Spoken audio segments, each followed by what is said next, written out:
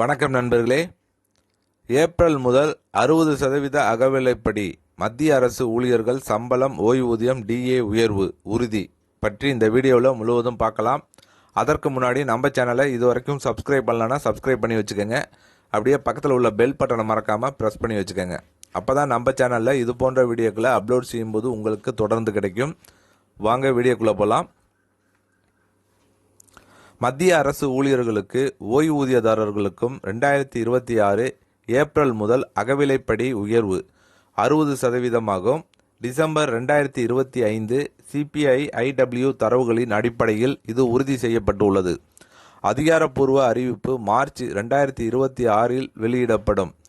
ஆனால் ஜனவரி முதல் டிஏ உயர்வு நடைமுறைக்கு வந்துள்ளதாக அகவிலைப்படி அரியர் தொகைகளும் சேர்த்து வழங்கப்படும் எனவும் தெரிவிக்கப்பட்டிருக்கு. டிசம்பர் 2025 சிபிஐ ஐடபிள்யூ 148.2 புள்ளிகளில் நிலையானது. கடந்த 12 மாத சராசரி கணக்கீட்டில் டிஏ 60.35% வந்தது. டிஏ உயர்வு சம்பளம், ஓய்வூதியம், டிஏ மற்றும் நிலுவைத் தொகைகளில் தாக்கத்தை ஏற்படுத்தும்.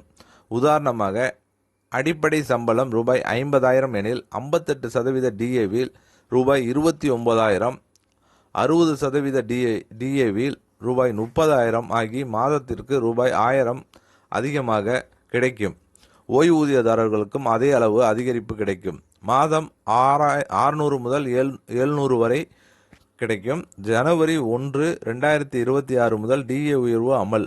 மார்ச் 2026 அதிகாரப்பூர்வ அறிவிப்பு கடந்த 50% தாண்டிய பிறகு HRA மற்றும் எதிர்கால ஊதிய மறுசீரமைப்பு பற்றிய விவாதங்களுக்கும் இது அடிப்படையாக இருக்கும்.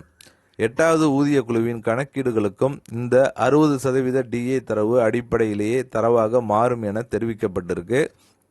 கண்டிப்பாக அரசு ஊழியர்களுக்கு இது ஒரு முக்கிய பயனுள்ள தகவலாக இருக்கும்னு நினைக்கிறேன். இந்த வீடியோ பிடித்திருந்தால் லைக் பண்ணுங்கள், ஷேர் பண்ணுங்கள்.